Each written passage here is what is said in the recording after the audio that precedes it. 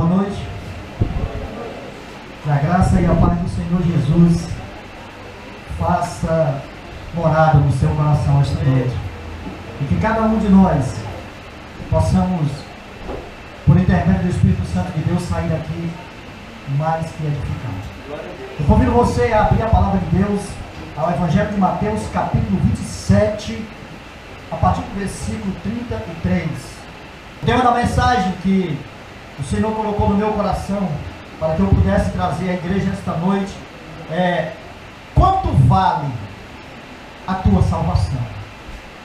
Será que nós temos, de uma certa forma, nós temos compreendido o quanto foi o custo de Jesus para que nós alcançássemos a salvação eterna?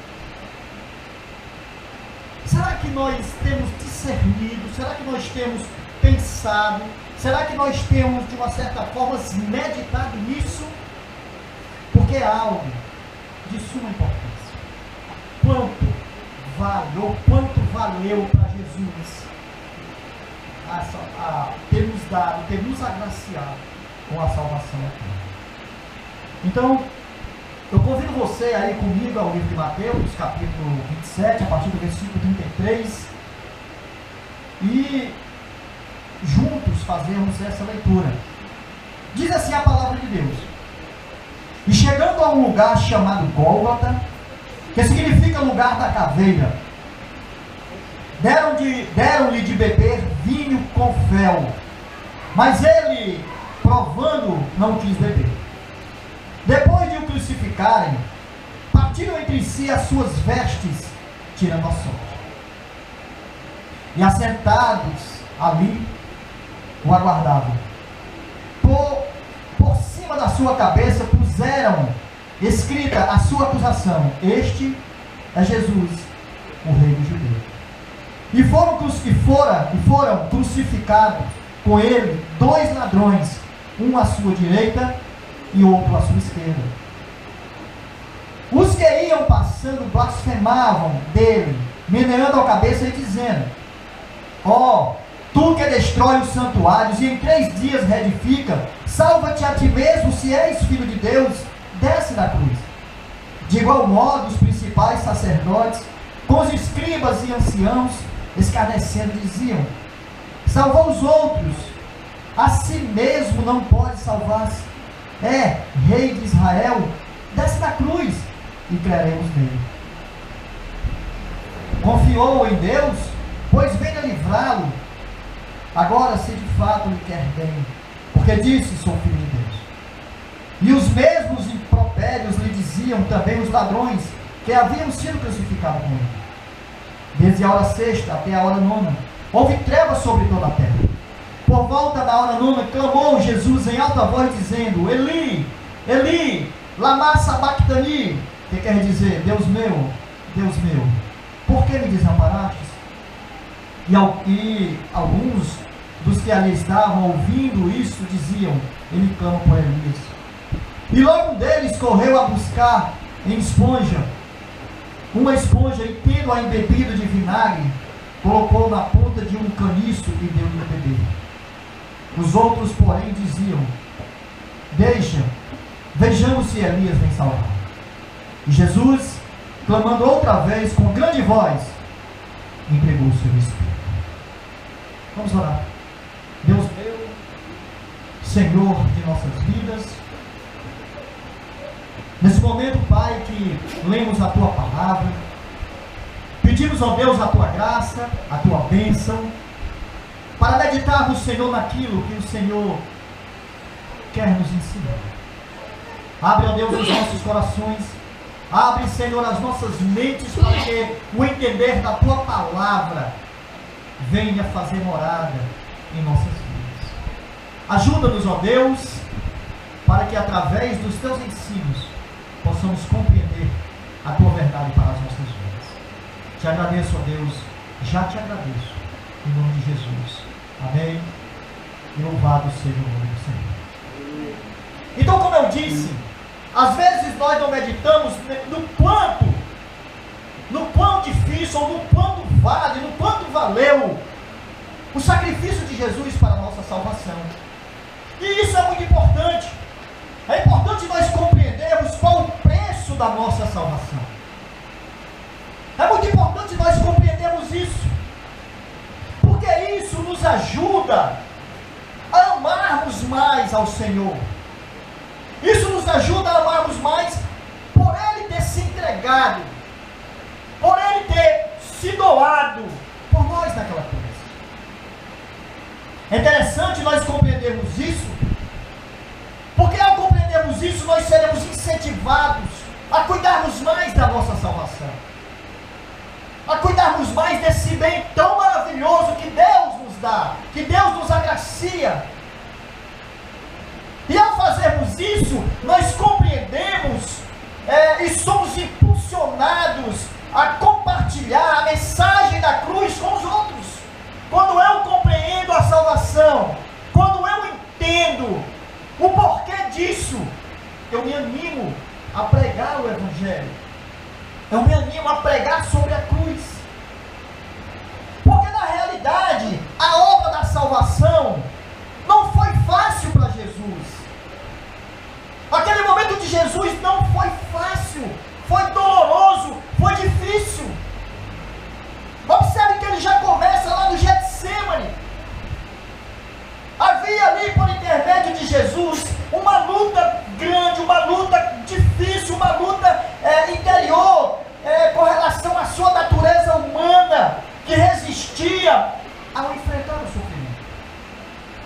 Jesus, Deus, mas Jesus também homem. Então havia um relutar dentro dele, porque viria algo que não era fácil. E nós compreendemos isso quando nós observamos a oração que ele faz no Getsemane, quando ele diz para Deus: Senhor, se possível, afasta de mim esse cálice, afasta de mim isso, porque não é fácil, é doloroso, vai ser difícil. Jesus sabia o que iria enfrentar. Mas em contrapartida, Jesus disse: não, mas que se faça, Senhor, a tua vontade e não a minha.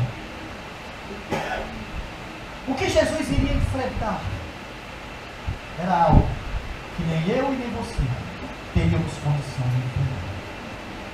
O profeta Isaías, no seu livro, a partir do capítulo 53, ele descreve perfeitamente alguns desses sofrimentos que Jesus iria enfrentar.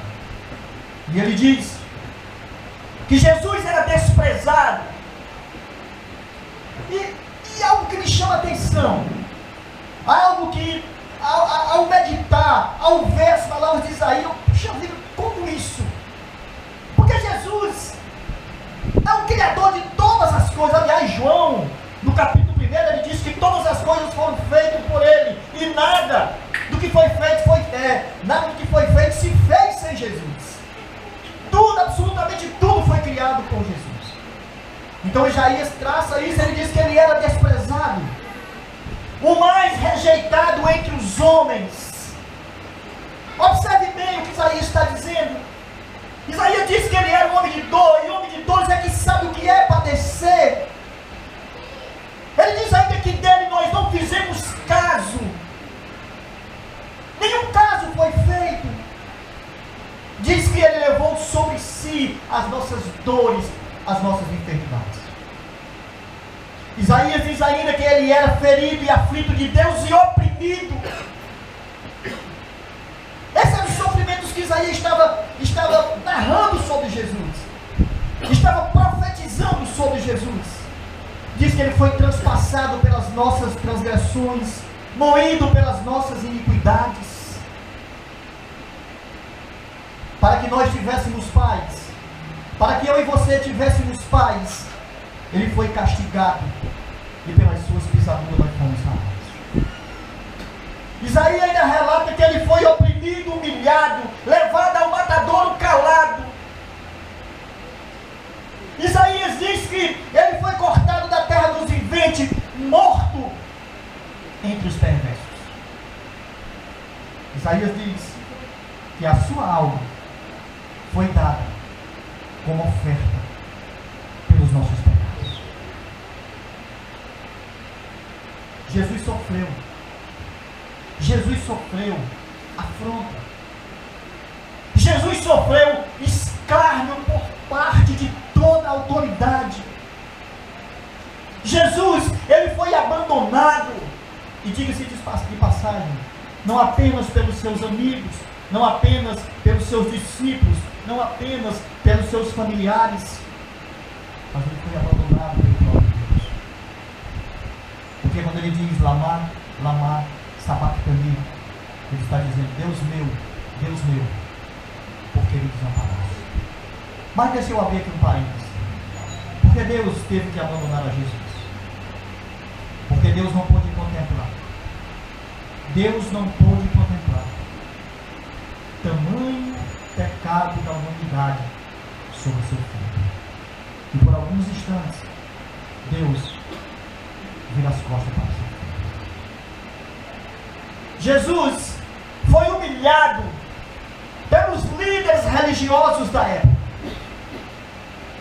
O sofrimento de Jesus foi tremendo, que Jesus foi açoitado pelos soldados. Você imagina o autor da criação? Você imagina o Senhor de todas as coisas?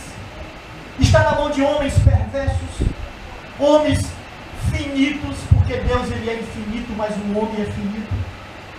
Mas ele se sujeita a isso. Ele se sujeita a essas coisas. Ele nega a si mesmo. Preço da nossa salvação. Jesus sofreu a negação, porque os seus discípulos o negaram. E Jesus foi crucificado. Nunca jamais, em toda a história da humanidade, alguém sofreu tanto quanto Jesus. Você acha que você sofre? Você acha que você passa por adversidade, por problema? Você acha que a sua vida não está bem? Você acha que tudo vai de mal a pior? Você acha que o que eu e você passamos aqui debaixo desse céu é sofrimento? Não chega nem a um terço, não chega nem a 0,01% daquilo que Jesus sofreu para nos salvar da morte eterna. O sofrimento de Jesus foi tremendo. Ele sofreu. Nunca ninguém sofreu tanto quanto Jesus. Homem de dores, como disse Isaías, é que sabe o que é padecer. E quando nós olhamos, quando nós estudamos esse texto, quando nós vamos para os contextos desse texto, nós podemos tirar muitas lições para a nossa caminhada cristã. São muitas.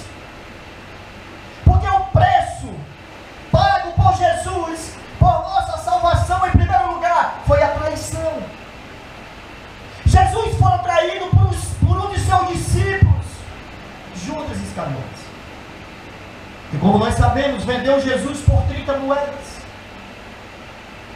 Vendeu Jesus por 30 moedas. Aquele que caminhou com Jesus, aquele que ouviu seus ensinos, aquele que presenciou os seus milagres, aquele que experimentou do seu amor, aquele que teve a confiança de Jesus para tomar conta do dinheiro que era arrecadado, o traído. E quantas vezes, agora eu quero aplicar isso em nossas vidas, e quantas vezes fazemos parecer, quantas vezes fazemos assim, porque na realidade vender é uma moeda de troca.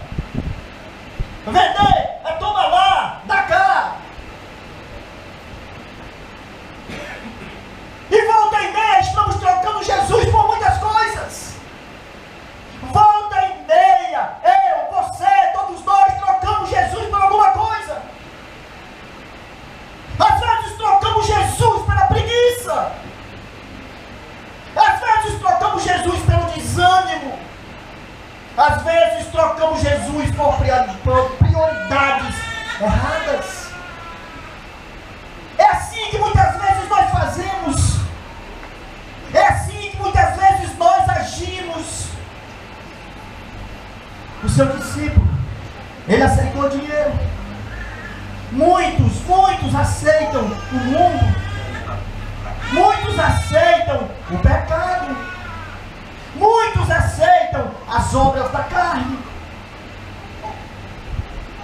damos conta de tão grande sacrifício que passou Jesus na cruz do Calvário. Às vezes não atentamos para isso. Muitas vezes ainda queremos justificar o erro, justificar o pecado. Trair a Jesus, trair ao Mestre, é voltar ao pecado depois de o havermos conhecido. Depois de termos confessado o nome dele como Senhor e Salvador de nossas vidas. Depois de termos passado pelo batismo, voltamos a pecar. Isso é trair a Jesus. Trair a Jesus é negligenciar o dom que ele derrama na vida de muitos de nós, ou por que não dizer na vida de todos nós? Porque cada um de nós temos dons, e eles vêm de Deus. Eles vêm de Deus.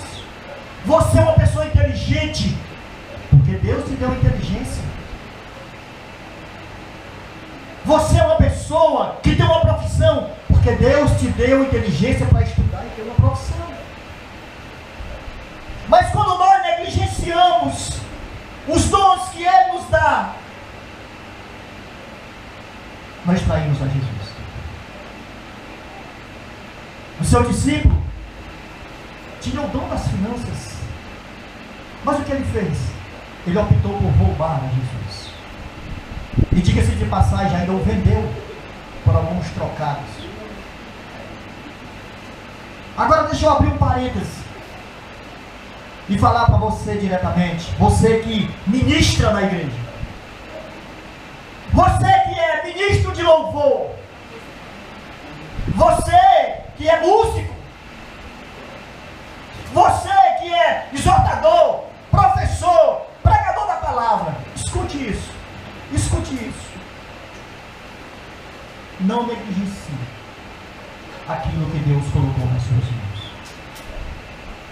Não, absolutamente não. Se dedique ao reino de Deus, faça o melhor no reino de Deus, porque Deus espera isso de você. Aquilo que Ele te deu é para que você possa honrar ao nome dele. Amém? Amém. O preço da salvação não foi simplesmente a traição, mas também a negação. Porque em Mateus 26, e eu quero que você vá lá comigo, abre aí, volte um pouquinho, Mateus capítulo 26, versículo 69 em diante. Eu quero que você acompanhe comigo essa leitura. Olha, estava Pedro assentado fora do pátio, isso após Jesus ter sido preso. E aproximando-se uma criada lhe disse: também tu estavas com Jesus o Galileu. Ele porém o negou diante de todos, dizendo: não sei o que dizes. E aí, saindo para o alpendre, foi ele visto por outra criada, a qual disse aos que ali estavam: esse também estava com Jesus o Nazareno. E ele negou outra vez com juramento, dizendo: não conheço tal homem. Logo depois, aproximando-se os que ali estavam, disseram a Pedro: verdadeiramente és também um deles, porque o teu modo de falar o denuncia. Então começou ele a praguejar e jurar: não conheço esse homem. Jesus foi negado. Pedro, aquele que fora intrépido nas palavras,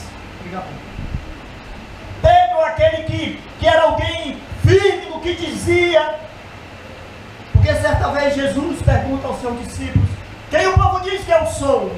Aí eles disseram que tu és profeta, que tu és Elias. E vocês? Pedro de antemão levantou-se e disse: eu digo que tu és o Cristo, o Filho do Deus vivo. E agora aqui está ele negando a Jesus. Negando a Jesus. Está Pedro dizendo: eu não conheço tal homem. Eu não conheço. Quando não se vive o Evangelho, Quando não se vive o Evangelho em toda a sua essência, se nega a Jesus. É por isso a nossa preocupação em pregar, em ensinar, em exortar, para que nós não apenas venhamos falar dessa palavra, mas venhamos vivê-la com toda a intrepidez. Amém. Para que não caiamos no erro de negar a Jesus. Você precisa não negar a Jesus no seu trabalho, no bairro que você mora, na escola que você frequenta. Não. Nós precisamos ser crente em todas as situações e ocasiões de nossas vidas. Nós precisamos ser exemplos verdadeiros de que Jesus muda, de que Jesus transforma, de que Jesus pode fazer um homem mau se transformar num homem de bem. Nós sabemos disso porque nós éramos assim e hoje nós somos quem somos. Hoje nós somos quem somos. Precisamos ser convictos. Precisamos ser convictos que nós somos servos desse reino. Amém? Amém, amados. Nós precisamos ser convictos disso. Negar a Jesus. Escute isso. Eu quero que você fique bem atento. Porque muitas vezes nós falhamos, nós erramos. Negar a Jesus é muitas vezes por motivo banal. Faltarmos os cultos. Ah, não vou hoje, eu estou com a cabeça um tão enjoada. E você poderia estar aqui, não está. Ah, eu não vou hoje porque estou tão disposto. Não faça isso. Não negue a Jesus. Venha honrar, venha glorificar, venha exaltar o nome dele. Negar a Jesus é quando se pode, mas não se tem propósito e nem alegria no coração de dizimar e de ofertar na casa de Deus. Às vezes nós temos condição, às vezes nós podemos, mas não fazemos, porque queremos deixar a igreja em segundo plano. Negar a Jesus é não assumir o compromisso com o reino. Negar a Jesus é não estender a mão para o necessitado. Negar a Jesus é não olhar para os nossos familiares que precisam ouvir dele, que precisam aprender dele. Escute, eu e você, todos nós somos instrumentos de Deus e precisamos perguntar para nós mesmos o que estou fazendo nesse reino. Não negue a Jesus, porque ele não negou-se aí naquela cruz, da sua vida por mim e por você. Ele não negou. O preço da salvação foi a humilhação. Jesus foi humilhado. Jesus foi humilhado. Em Mateus capítulo 21, antes da crucificação, uma multidão seguia Jesus. Uma multidão ia glorificando o nome dele, que ficou conhecido como a entrada triunfal em Jerusalém. Rasgavam, colocavam suas vestes pelos caminhos, quebravam galhos de árvores e colocavam na estrada, clamavam: Hosana ao filho de Davi, bendito aquele que vem em nome do Senhor. Toda uma multidão seguindo a Jesus, toda uma multidão levando a Jesus. Mas no capítulo 26, no versículo 55, a mesma multidão foi prender Jesus com espadas e com porretes. E Jesus diz: todo dia eu estive no templo, e hoje vocês vêm a mim como se eu fosse um ladrão e salteador. E prenderam a Jesus. Os líderes religiosos rejeitaram e enviaram Jesus a Pilatos. Jesus foi humilhado. Jesus foi arguído. Jesus foi açoitado. Tiraram as suas vestes, colocaram uma coroa de espinhos sobre a sua cabeça e furaram-lhe os olhos. escarneciam, cuspiam, bateram em sua cabeça, uma verdadeira humilhação. Aquele que foi o autor, que é o autor da vida, estava ali sofrendo. E agora nós precisamos perguntar a nós mesmos. Nós precisamos olhar para nós e perguntarmos: será que nós estamos agindo como aquela multidão? Nos domingos cantamos, nos domingos louvamos, nos domingos glorificamos, nos domingos rendemos graça, somos todos espirituais, somos intocáveis, aqui está tudo bem, está tudo maravilhoso, a unção do Espírito Santo está aqui, nós estamos cheios da graça. Mas na semana, quando vem os dias em que nós não estamos reunidos, muitas vezes os atos, através dos atos nós julgamos.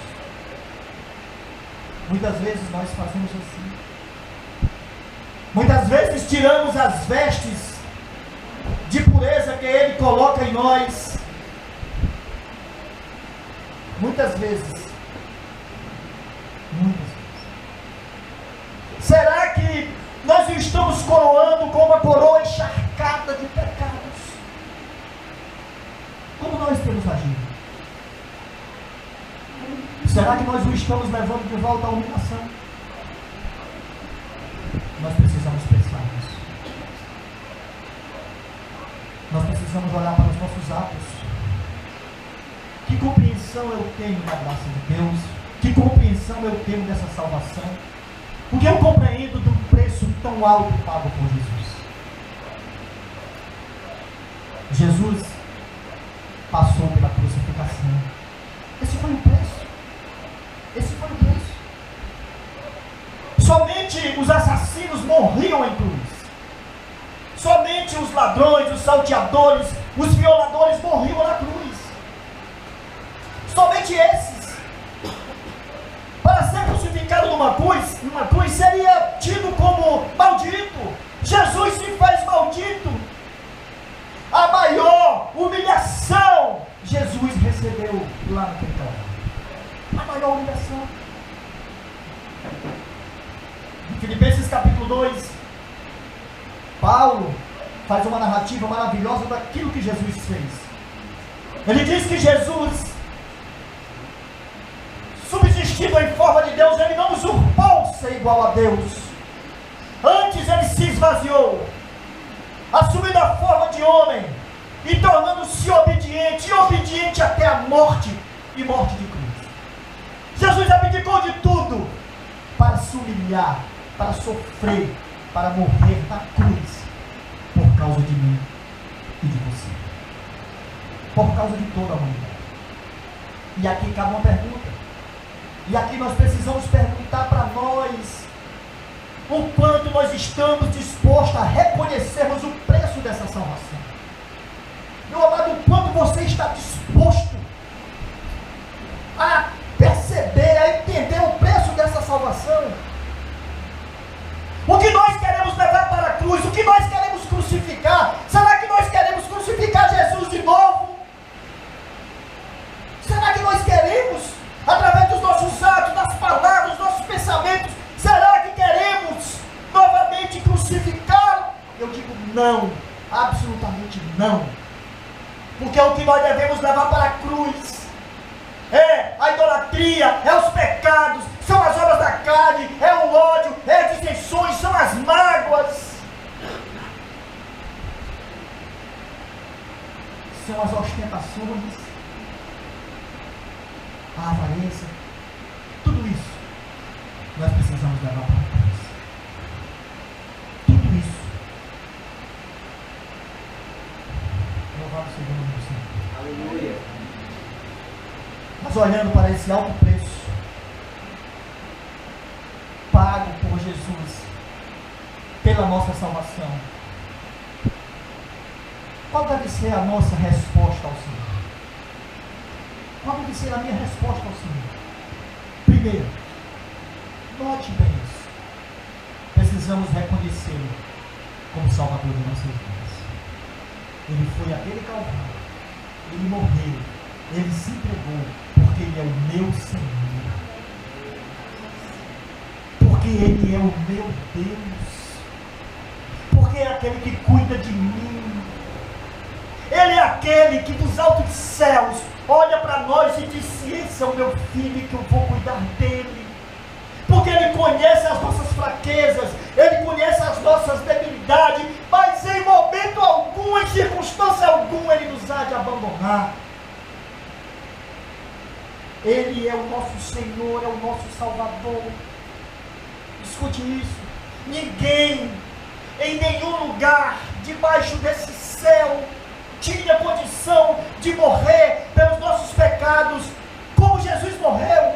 Não existe ninguém, absolutamente ninguém.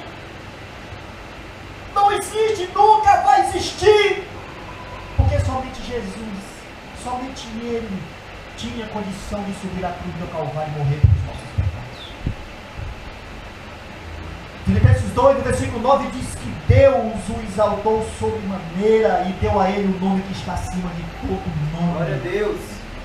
Para que ao nome de Jesus se dobre todo o joelho, no Aleluia. céu, na terra e debaixo da terra. Todo o joelho se dobre. Em Atos capítulo 4, versículo 12 diz que não há salvação em nenhum outro nome. Não há salvação em nenhum outro nome, porque embaixo do céu não existe nenhum outro nome dado entre os homens, pelo qual importa que sejamos salvos. Somente o nome de Jesus. E o próprio Jesus, lá em João capítulo 14, versículo 6, ele diz algo maravilhoso. Ele diz: eu sou o caminho, a verdade e a vida, ninguém vai ao Pai senão por mim. E no capítulo 8, versículo 36, ele fecha e diz: se pois o homem vos libertar, verdadeiramente sereis livres. Aleluia. Somente Jesus. Então a minha resposta para Jesus, para o Senhor, é dizer: eu conheço Ele como Salvador de minha vida. Ele é o meu Senhor, o meu Salvador. Essa é a minha resposta para o Senhor. E em segundo lugar, a minha resposta para o Senhor é amá-lo. É amá-lo como meu Senhor. É me dedicar a Ele, porque Ele tem cuidado de nós e nós precisamos amá-lo pelo seu ato, pela sua graça, pelo seu amor incondicional, pela vida eterna, pela salvação dada a todos nós. Precisa ser a minha resposta a Deus. Eu preciso colocá-lo como prioridade máxima em minha vida. Jesus precisa ser a pessoa mais importante em minha vida. Amém. Você acha que o seu filho é mais importante para você? É o mais importante para você? Você acha que o teu esposo ou a tua esposa é a pessoa mais importante para você? Você acha que o seu casamento, o seu trabalho, os seus projetos, os seus sonhos é a coisa mais importante para você? Eu digo não. O mais importante para você é Cristo Jesus. Amém. Ele é a prioridade máxima em nossas vidas. Ele é o máximo que precisa estar em nós. Ele é o primeiro plano. Ele é o primeiro plano. Porque eu tendo Jesus, escute bem isso. Isso é lindo, isso é maravilhoso. Porque eu tendo Jesus como plano, como a prioridade máxima e principal da minha vida. Aí, os meus filhos, a minha esposa, o meu casamento, os meus negócios, os meus projetos serão abençoados. Porque Ele é presente e Ele faz que tudo mude, que tudo aconteça, que tudo seja perfeito. Você quer que seu filho seja alguém melhor na sua família? Coloque Jesus como prioridade básica, prioridade máxima na sua casa. Você quer que o seu casamento seja o melhor casamento do mundo? Coloque Jesus no seu casamento. Você quer que a sua família seja uma família de bem? Coloque Jesus na tua família. Jesus precisa ser a minha prioridade. Preciso amá-lo. A minha resposta para Deus, em meio a essa salvação, quando eu compreendo essa salvação, é dizer: Senhor, eu vou te servir de todo o meu coração. É servi-lo, é se dedicar ao Rei, é participar, é somar. Essa precisa ser a minha resposta para Deus. E encerrando,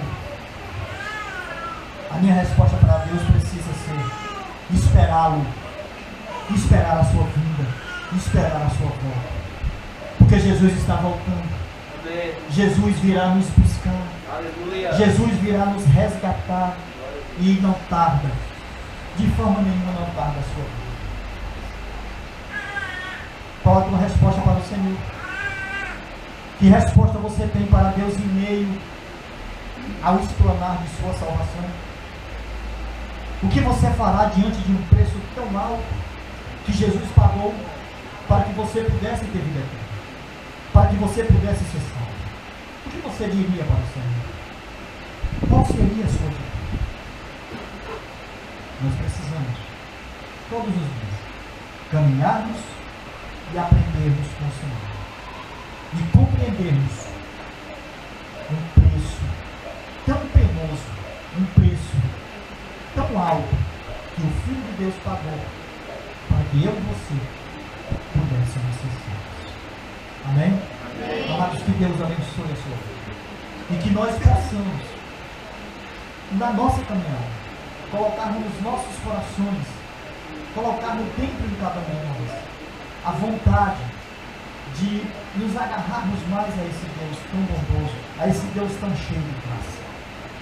Porque se você ainda não conseguiu abraçar Jesus, hoje é o dia de você agarrá-lo e não soltá-lo nunca mais. Glória a Deus. Que Deus nos ajude. Que Deus nos ajude. Louvado. Amém. Vamos orar em nome de Jesus. Senhor, em nome do teu Filho amado Jesus, nós queremos, Pai, agradecer. Agradecer, ó Deus, pela tua presença que se fez aqui nesse lugar. Agradecer pelo teu amor, pela tua graça. E por toda a tua disposição, Senhor, de ter se entregado para nos resgatar da morte aqui. Senhor, hoje nós temos vida. Hoje nós caminhamos pela graça. Hoje nós somos felizes porque o Senhor nos dá essa felicidade, porque o Senhor nos agracia com o teu amor, com a tua misericórdia. Eu quero pedir que o Senhor derrame em cada coração aqui esta noite, Senhor, a unção do teu Espírito Santo, e o Senhor derrame sobre nossas vidas, ó Deus, mais amor, mais misericórdia e mais compreensão. Que nós sejamos, ó Deus, cheio de sabedoria para entender tão grande sacrifício do teu Filho. Mas acima de tudo, ó Senhor, nós somos gratos, porque não havia salvação, não havia direção, não havia escapatória para nenhum de nós. E o Senhor, como sábio, como conhecedor de todas as coisas, se levantou, se ergueu da sua majestade, deixou a sua glória e se fez homem, para junto de todos nós, nos ensinar, nos mostrar o teu amor, nos mostrar o caminho de volta, e acima disso, se sacrificar para nos resgatar. Oh Deus, como compreender um amor tão grande, como entender, Senhor, um amor tão sublime, tão majestoso. É difícil aos nossos corações compreender, mas pela fé nós rendemos graça a Ti. E eu digo muito obrigado em nome de Jesus. Derrama, Senhor, de todo o Teu perdão em nossas vidas, por muitas vezes não fazermos o que devemos fazer, por muitas vezes te trair, por muitas vezes te negar. Ajuda-nos, ó Deus, porque somos falhos, mas nos dá, ó Pai, nos dá uma condição de pelo menos tentarmos fazer o certo. Ajuda-nos, Senhor, a caminharmos na expectativa, na esperança de nos encontrarmos com o Senhor na glória um dia, Porque eu creio, eu acredito que a tua salvação está derramada no coração de todos nós. Fica conosco. Nos dá, ó Pai, uma semana cheia da tua presença. Abençoe, Senhor, cada visitante que veio a esse lugar, cada irmão que hoje aqui se encontra. Abençoe também, Senhor, a vida daqueles que não puderam estar aqui conosco para juntos rendermos graça a Ti, para juntos te cultuarmos. Eu não sei o que acontece, mas o Senhor é conhecedor de todas as coisas. Em nome de Jesus, Senhor. Em nome de Jesus. E essa semana seja uma semana cheia da sua presença. Nos leva em paz aos nossos lares, na certeza, na esperança de que o Senhor irá nos conduzir.